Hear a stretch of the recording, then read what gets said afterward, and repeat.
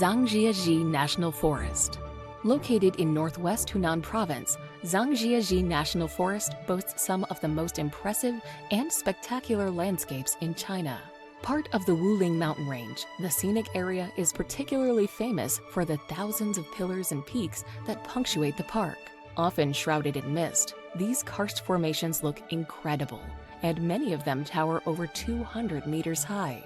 Covered in subtropical rainforest, they rise above plunging ravines and deep gorges, with sparkling rivers, lakes, and waterfalls found here and there.